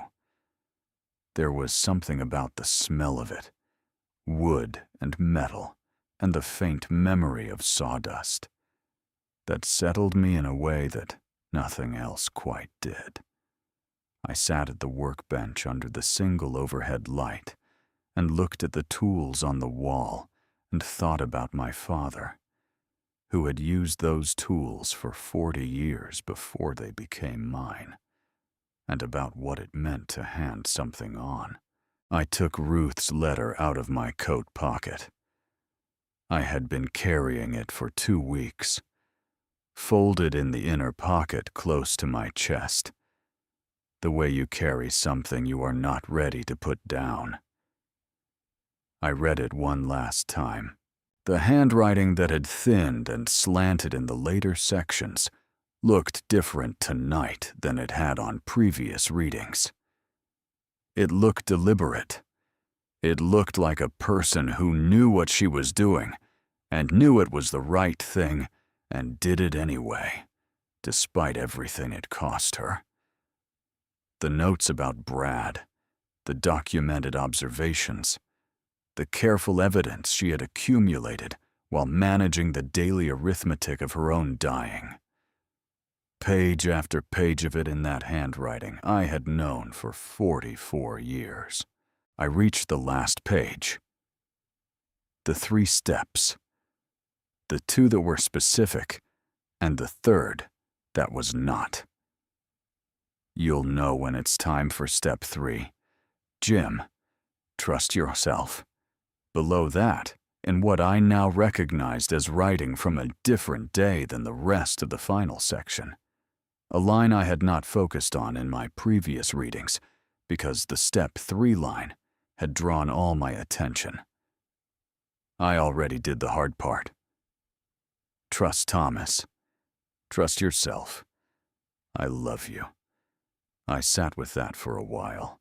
Then I folded the letter and put it in my coat pocket and stood up and looked at myself in the small mirror I had hung on the garage wall years ago for checking measurements. I was 69 years old. I had built 200 miles of structures over 40 years. I had raised 3 imperfect children and loved 1 extraordinary woman and lost her in March, and spent the months since fighting for what she had left me. I looked like what I was, a man who had done the work and was ready for the result. "All right, Ruth," I said to my reflection, quietly, in the empty garage. I turned off the light and went inside. The courtroom on the 4th floor of the Knox County Courthouse was not a dramatic room. Pale walls, wooden benches worn to a gray finish, fluorescent light that flattened everything it touched. A single window high up on the east wall let in a rectangle of morning light that moved slowly across the floor as the session began and said nothing about what was happening beneath it. I arrived early. I sat in the second row on the respondent's side and watched the room fill. Thomas came in at 8:45 and sat beside me. He set his briefcase on the floor and opened it and took out a folder and a laptop and a small USB drive, which he placed on the table in front of us with the precise care of a man who has thought carefully about where everything belongs. He had not brought more than he needed. That was Thomas. Tyler came in at 8:50 and sat on my other side. He was dressed well, better than I had seen him dress in years, in a dark jacket and a collared shirt, and he had shaved. He sat down and put his hand briefly on my forearm and then took it away. Which was exactly right. Angela was already there. She was in the front row, on the respondent's side, one seat in from the aisle. She was alone. No Brad beside her, which told me what her morning had been like and what decision she had arrived at. She did not turn around when I came in, but when I sat down, she glanced back once, briefly, and our eyes met. And something passed between us that I don't have a more precise word for than recognition. Brad entered at 5 minutes before 9 with his attorney, a competent woman named Claire Ashworth, whom Thomas had briefed me on. He was wearing a new suit, charcoal, well-fitted, and he carried himself with the particular confidence of a man who believes the room has been arranged in his favor. He sat at the petitioner's table without looking toward the respondent's side, which was a choice that communicated more than looking would have.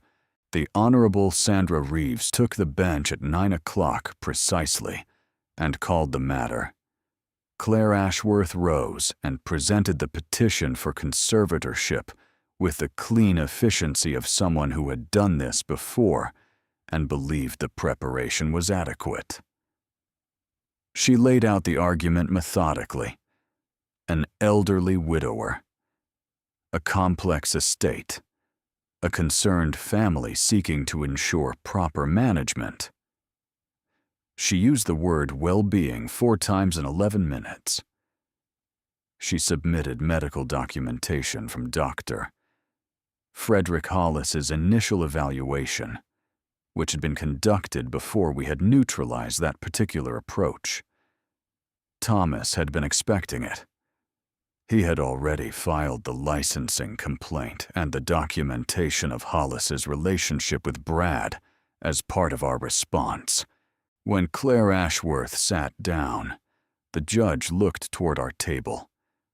Thomas stood. He did not begin with argument. He began with evidence.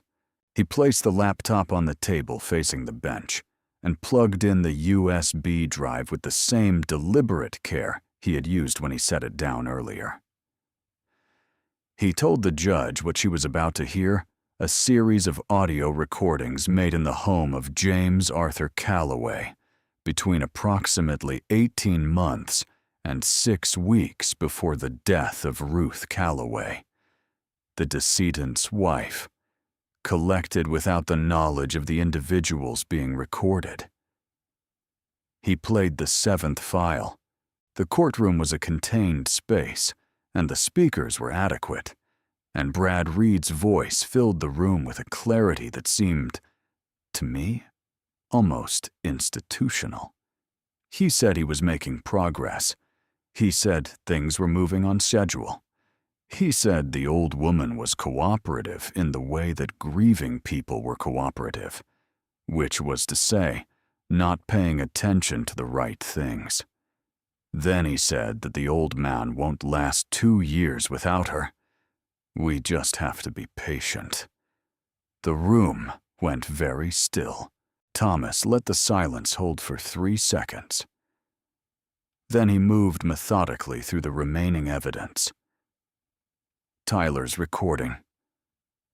The Eleanor Marsh documentation, presented without dramatizing the dates, the facts, the name of the facility in Germantown, the background file on Dr.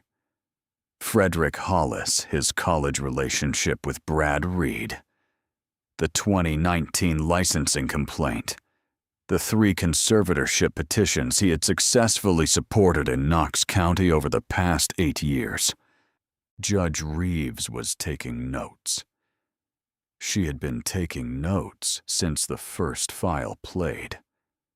When Thomas sat down, the judge looked at Claire Ashworth and asked a single question. She asked whether counsel could explain to the court why, given the timeline of the recordings, the petitioner had not made any direct effort to contact the respondent to discuss estate management concerns before filing a conservatorship petition. Claire Ashworth said that her client had been motivated by genuine concern for the respondent's well-being and that the petition had been prepared in good faith. The judge said she understood that was the position. She asked again whether counsel could explain the timeline. Claire Ashworth began a response that did not answer the question and then stopped. "We'd request a brief recess, Your Honor," she said.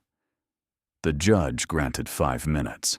In the hallway, through the narrow window in the courtroom door, I watched Brad and his attorney confer at the end of the corridor.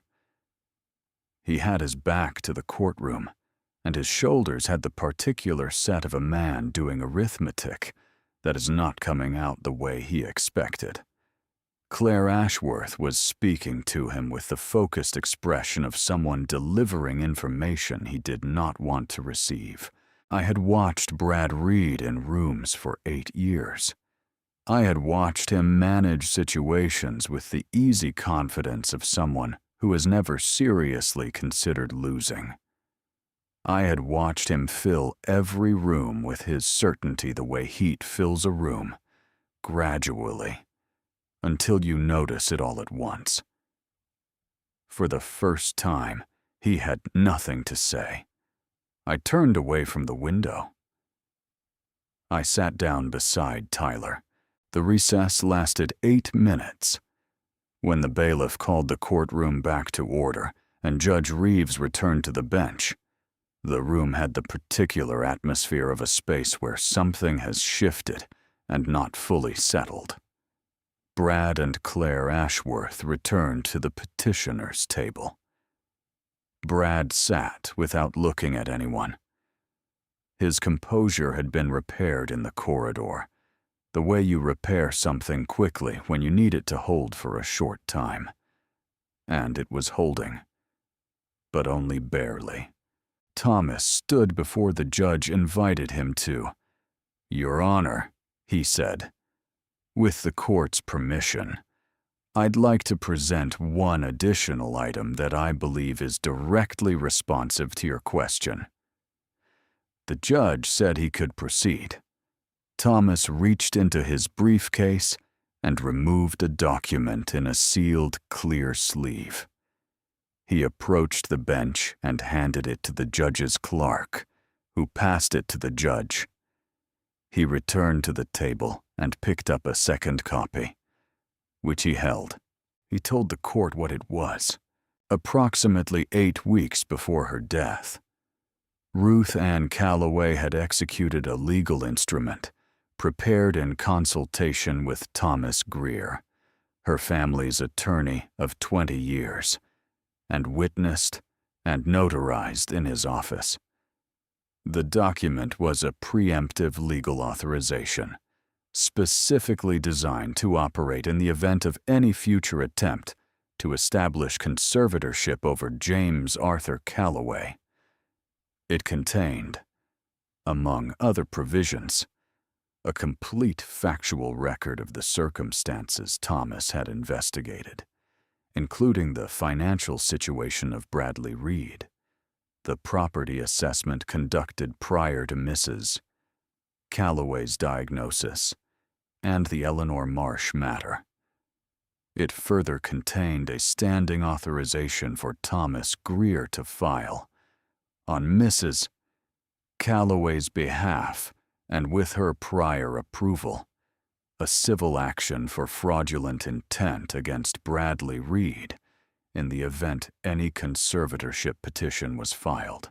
The civil action had been filed that morning, before the session began. Thomas said this in the same measured voice he used for everything, and I watched Claire Ashworth pick up her pen and then set it back down without writing anything. Judge Reeves was reading the document. She read slowly, which was the right approach for something that had been prepared with the care this had been prepared with. The courtroom was quiet in the way that courtrooms become quiet when what is happening at the bench is the only thing that matters. When the judge finished reading, she looked up. "Mr.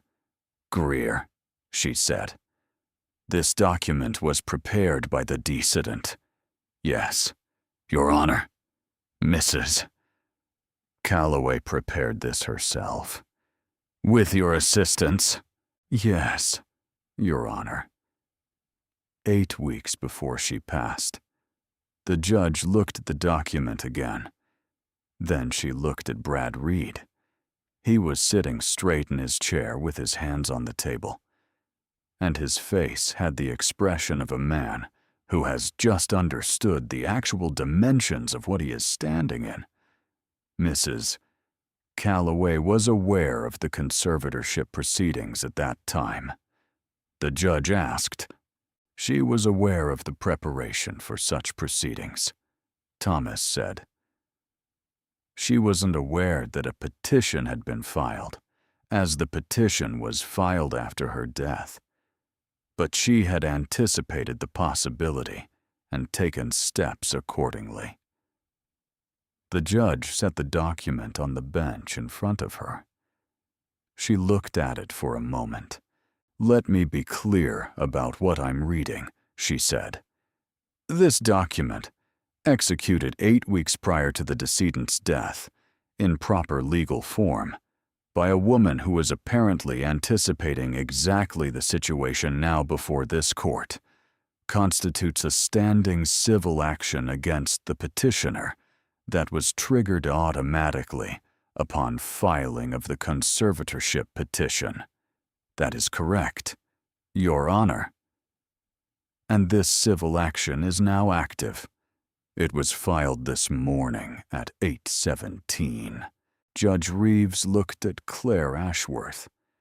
Claire Ashworth said nothing. There was, I think, nothing useful to say. Brad Reed stood up. He stood the way a person stands when they have decided to say something and have not yet determined what it will be. His chair pushed back against the floor with a sound that seemed, in the silence of the room, very loud. Claire Ashworth put her hand on his arm immediately. She said something to him in a voice too low to carry across the room. He looked at her. He looked at the judge. He sat back down. The judge picked up her gavel. She said that the petition for conservatorship of James Arthur Calloway was dismissed. She said the civil action filed by the estate of Ruth Ann Calloway through authorized counsel would proceed on its own timeline through the appropriate court. She said the matter before her was concluded. The gavel came down. I had been looking straight ahead since Thomas first rose after the recess. I hadn't looked at Brad Reed during any of it. There was nothing in Brad Reed's face that I wanted to carry with me out of that room. What I wanted was already in the room, in the sealed document that was now part of the court record, in the 8 pages of Ruth's handwriting that Thomas had submitted along with it. 8 weeks before she died, still planning, still protecting, still 3 steps ahead of a man who had never once understood who he was dealing with. I closed my eyes for a single second. Then I opened them. Tyler looked at me. I nodded. He nodded back. Angela sat still in the front row, looking at the bench.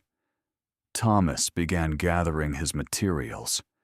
The room was starting to move again, the ordinary motion of a courtroom returning to itself after something significant has happened. I sat in the middle of it and felt what I felt, which was not triumph, not relief, not any of the large, dramatic things I might have expected. What I felt was quieter than that. Ruth had known the shape of this moment 8 weeks before it arrived. She had prepared for it in a notary's office while she was managing the logistics of her own dying. She had filed the documents in Thomas's keeping and driven herself home and said nothing. She had done the hard part. Brad left the courtroom without looking at me. He and Claire Ashworth walked out quickly, in the particular way of people who need to cover distance between themselves and a room as fast as possible, while maintaining the appearance of not rushing. I watched the back of his suit jacket disappear through the courtroom doors. That was the last time I saw Brad Reed in a formal setting. And I can tell you that the last view of a person's back is often more revealing than any amount of time spent looking at their face. Angela was still in her seat. When the courtroom had cleared to just the few of us, she stood and turned around. Her eyes were red. Not from crying at the hearing, I thought, but from everything that had preceded it. Everything she had been carrying for however many days since she had told Brad to leave the house and made the quiet, costly decision to sit in the front row on her father's side of the room. I walked to the front of the courtroom. We stood facing each other for a moment in the empty space, and then she put her arms around me, and I put mine around her, and neither of us said anything, because there wasn't a version of language adequate to what the moment needed. In the hallway, Tyler was waiting. He hugged me the way he had been hugging me since he was small, with the full commitment of someone who has decided that the people they love deserve to know it. I held on for longer than I usually did. Thomas shook my hand with both of his, the way he had the first time I walked into his office after finding Ruth's note. She was 1 step ahead of him the whole time, he said. I said I knew. Thomas nodded and said he would be in touch within a few days regarding the civil proceedings, and then he walked to the elevator with the measured efficiency of a man with other things on his schedule, which was, I thought, the right response to the moment. I walked out of the Knox County Courthouse into the April morning.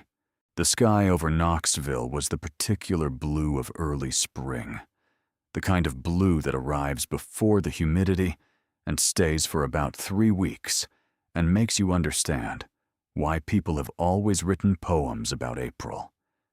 The mountains were visible in the distance, gray-green at the lower elevations, and still pale at the peaks. I stood on the courthouse steps for a while and breathed. It was over. Not entirely over. Because it never is entirely over. Because the civil proceedings would take months, and the consequences for Brad would unfold according to their own slow timelines. But the central thing, the thing that had been moving toward this moment since the morning after Ruth's funeral, when Brad Reed poured himself coffee in my kitchen and looked at my house like a number on a page, that thing was finished. The weeks that followed had the quality of a long winter releasing its grip.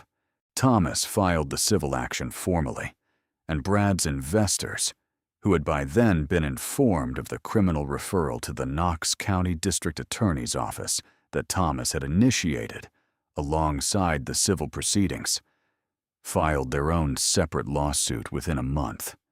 The combination of the two actions, along with the conservatorship petition and its public withdrawal, and the records now attached to Brad's name in the Knox County court system, made the commercial real estate world of Middle Tennessee a complicated place for him to operate.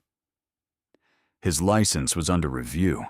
His name was in filings that other real estate professionals read. Thomas described the professional consequences to me over the phone one afternoon, with the restraint of a man who considers gloating a waste of energy. Cassandra left Tyler the week after the hearing. She called him. He told me later, on a Wednesday morning, and the conversation lasted 11 minutes. She said she thought they wanted different things. She was already gone from the apartment by the time he got home from work that evening. He called me that night, and his voice was tired in a way that was not quite grief, more the particular exhaustion of someone who has confirmed a thing they had suspected for a long time. I told him I was sorry it had gone that way. He said he thought it was probably better to know. He was right. I told him so. Thomas told me about Eleanor Marsh in a phone call in early May. She was 71 years old. She was still living at Magnolia Gardens in Germantown. She had a daughter in Bartlett who visited twice a month. Her cognitive decline had, according to the facility's records, been reevaluated twice since her admission and was less severe than the original assessment had indicated. The Shelby County District Attorney's Office had been in contact with Thomas regarding the circumstances of the conservatorship proceedings that had preceded Eleanor's admission and the financial transactions that had accompanied those proceedings. There were no charges yet.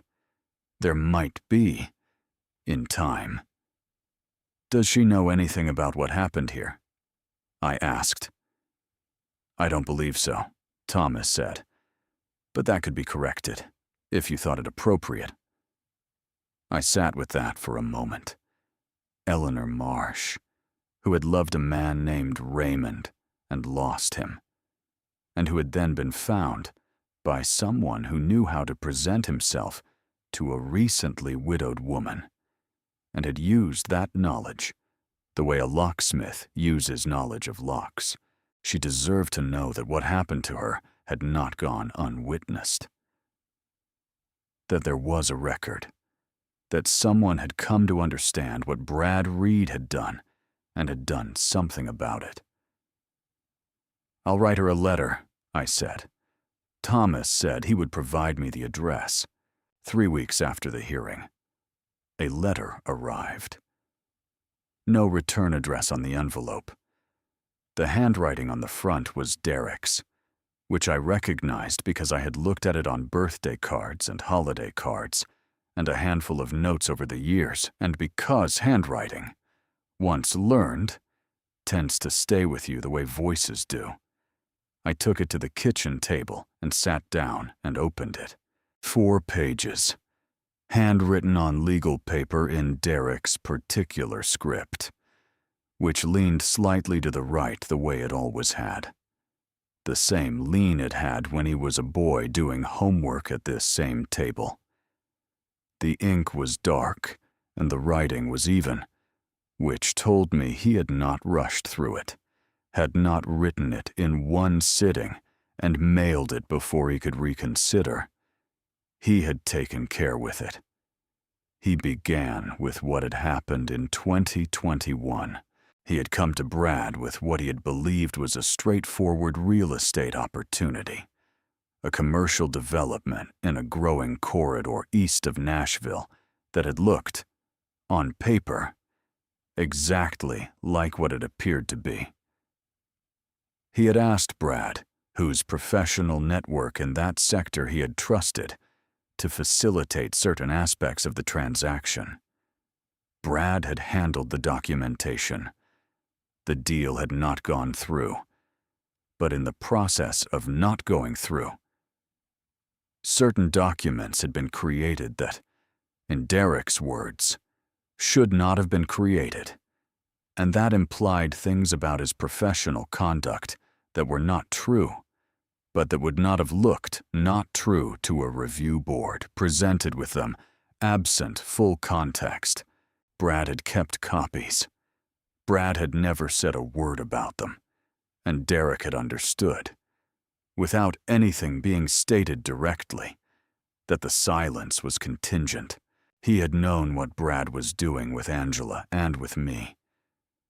Not everything, not the conservatorship plan or Eleanor Marsh, but enough. He had seen Brad managing our family, had watched the questions about the property, had recognized the architecture of what was being constructed. And he had said nothing. He had made his calls carefully and kept his answers measured, and had done the one thing he could not justify, which was nothing. He did not offer reasons as though they were excuses. That was the part of the letter I read twice. He was an attorney.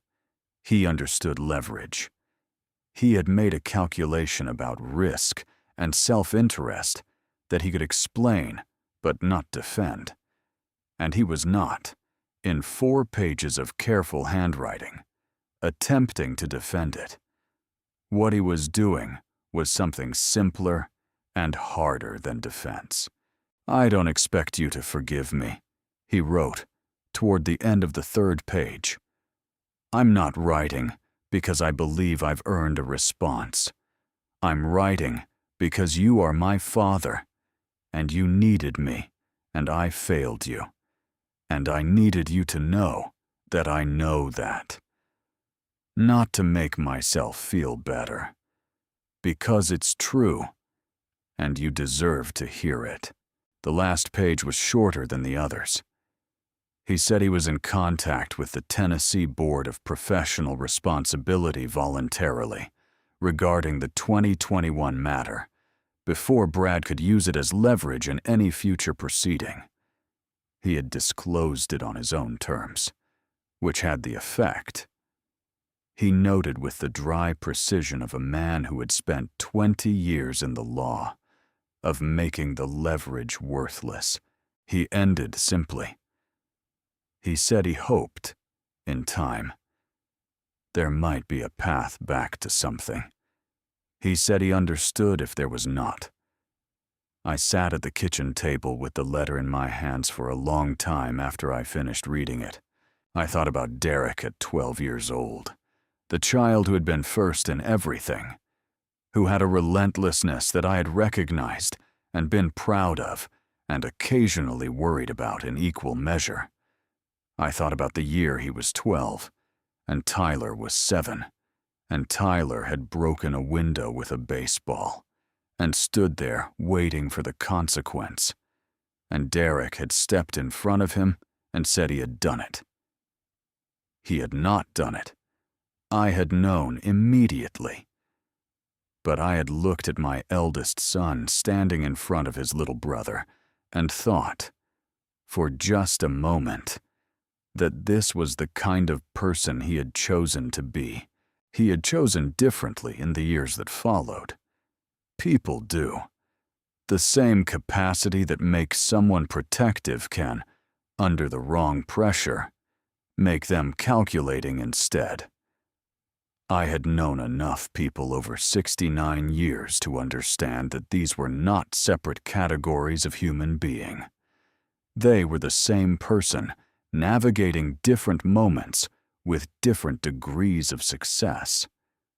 I got up and went to the desk in the study and took out a sheet of the notepaper Ruth had kept there. Pale, with the small embossed initial at the top. I sat down and picked up a pen. I did not write much. There was not much to write that would not be better said in person, at a table, over coffee, in a room where voices and faces were present and letters were insufficient. I wrote, "Come home for Thanksgiving. Bring Patricia." I signed it the way I signed things intended for my children, with the single word that had served for 30 years and needed no elaboration. Dad. I sealed the envelope. I addressed it to Derek's home in Nashville, not his office. I walked it to the kitchen table and set it down next to the small framed photograph of Ruth that had lived there since the week after she died. The one taken in the backyard the summer she turned 60. Squinting into the sun with that particular expression of hers that looked like she was about to say something she had already thought through completely. I stood there for a moment looking at the photograph. Then I went to find a stamp. Angela came on a Saturday in late June. She came alone, which was the first time she had come alone to this house in over 2 years. And I noticed it without remarking on it, because some things deserve to be received quietly. She arrived mid-morning, parked in the driveway, and sat for a moment before getting out, which told me something about how long the drive had felt, or how long the week since the hearing had felt, or both. I had coffee made. I brought 2 cups out to the back porch, and we sat in the rocking chairs that Ruth and I had bought at a craft fair in Gatlinburg, the summer Angela was 16, and which had occupied that same spot on the porch for 27 years. The mountains were clear. It was the kind of morning that happens a handful of times each summer when the humidity hasn't arrived yet, and the light is honest, and the distances look achievable. We sat without saying much. That was all right. Some silences between people are empty, and some are full. And this one was full. The way silences are when 2 people are arriving somewhere together and have not quite gotten there yet.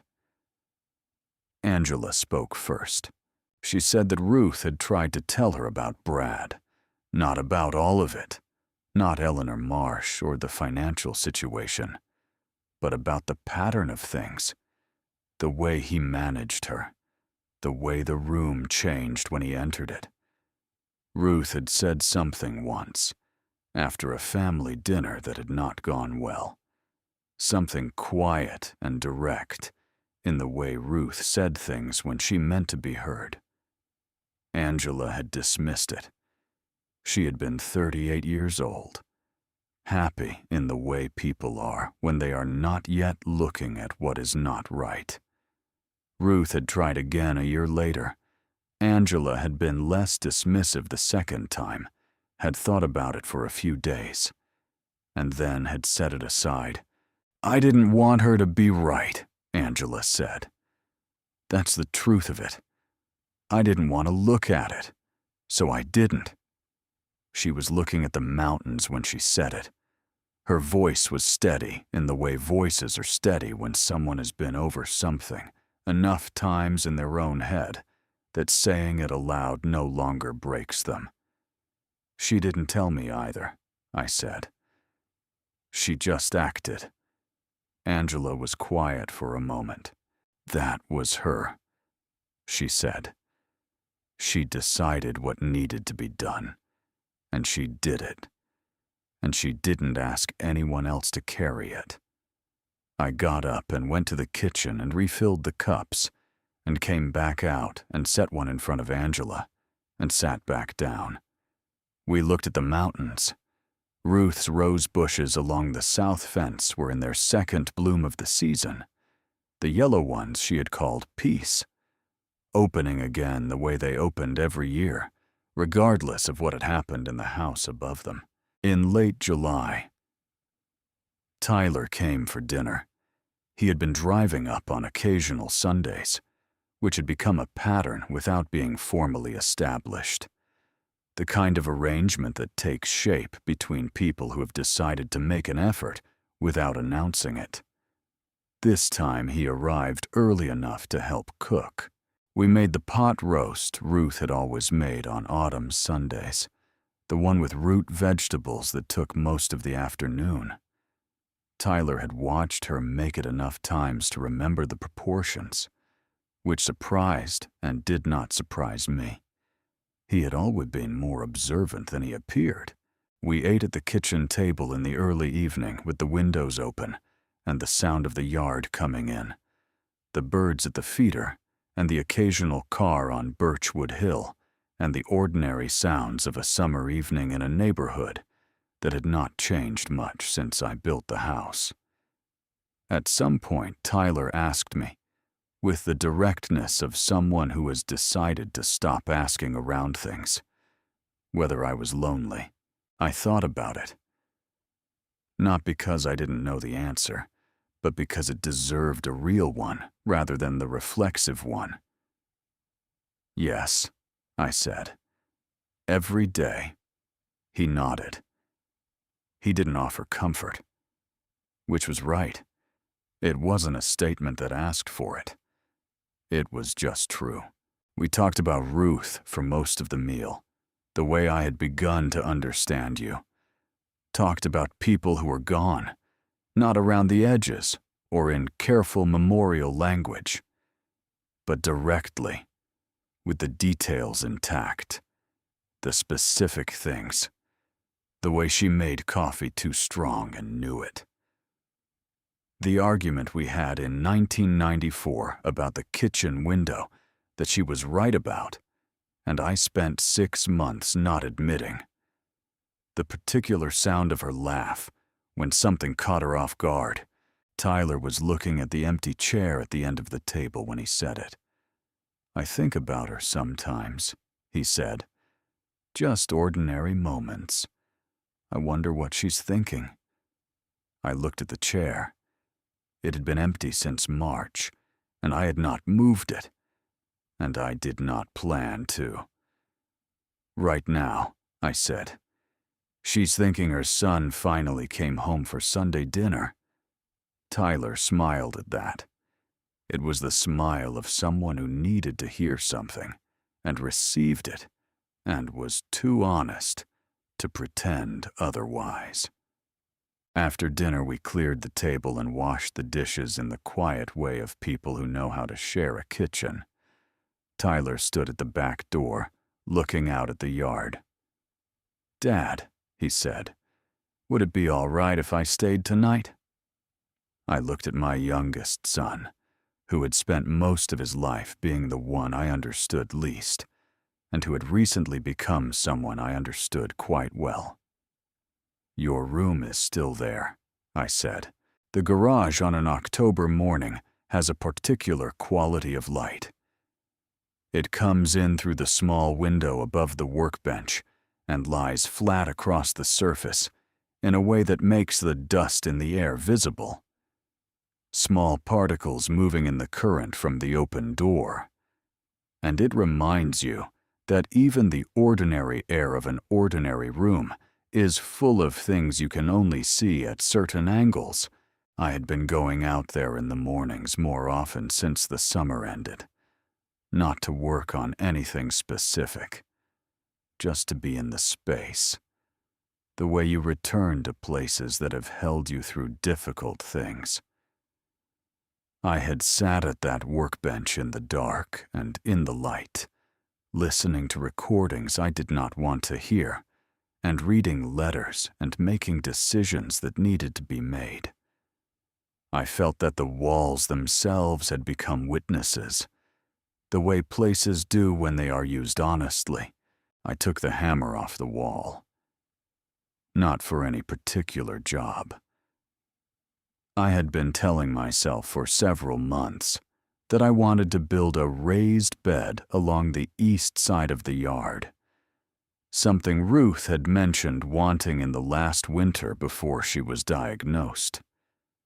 She had drawn a rough sketch of it on the back of an envelope one evening while we were sitting at the kitchen table, and I had said we would get to it in the spring, and then spring had brought everything else. The lumber I needed was already in the garage.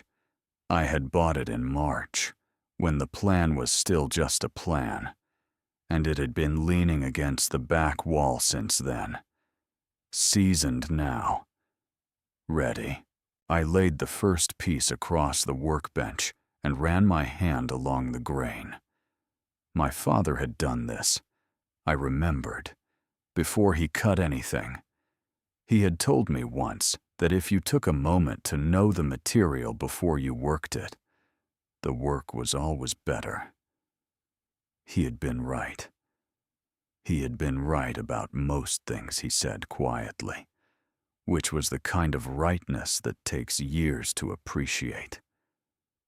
I thought about the year that had passed, not in summary or in accounting, but in the way you think about things that have changed you, which is without quite being able to name the change, only to feel the difference between where you were and where you are. Ruth was gone. That was still true every morning, and would remain true every morning for as long as there were mornings. And I had stopped trying to find a way to make it less true. You don't diminish the loss. You make room for it. You build the rest of your life around it, instead of in spite of it. My children were imperfect, as children are, as I was, as their mother was. Derek was coming for Thanksgiving, and had sent a brief note about the drive, the message of a man trying to find a normal register again, which I understood and appreciated. Angela called twice a week now, not because anything needed to be said, but because the calling itself was the thing, which is what family actually is when you strip away everything else. Tyler had driven up 3 Sundays in a row, and we had not talked about any of it. Brad, or the hearing, or Cassandra. And not talking about it was exactly right. The tools my father had given me were on the wall where they had always been. The house I had built was around me. The roses Ruth had planted were on the other side of the wall, dormant now, waiting for whatever April would bring them. I picked up the hammer. There was no particular plan. That was all right. The best things I had built in my life had started without a plan, or with a plan that changed so thoroughly in the execution that the original was unrecognizable. You make a start. You see what the material asks for. You adjust. I set the first nail. The sound of it going in was the sound I had heard since I was old enough to hold a hammer. The particular sound of a thing being joined to another thing, of structure forming where there was none before. My father's hammer. My hands. I worked until the light through the window changed and my back told me it was time to stop. I stepped back and looked at what I had made. It was only the frame, rough and preliminary, the bones of something that would take several more mornings to finish. But the bones were right. They were level and square and true, and I had built them from materials that had been waiting, and a skill that had been waiting, and a life that was, despite everything, still going. I set the hammer down on the workbench. I looked at it for a moment. If there is something I want you to take from this, it is not the story of a legal proceeding or the story of a difficult year, or even the story of one man's particular set of losses and recoveries. It is something simpler than that. It is the knowledge, earned the hard way, that the people who love us are always doing more for us than we know. That what looks, from the outside, like ordinary presence, is often extraordinary effort, and that the right response to being loved that way is to be, in whatever time remains, worthy of it. Ruth knew that. She knew it before any of this began, and she made sure I would know it too. What would you have done if you had been in that garage? If you had heard those recordings, or held those 47 pages, or understood that the person you had trusted completely had trusted you right back, even when you weren't paying attention, I'd like to know. Leave it in the comments. And thank you, sincerely, for staying with me all the way to the end.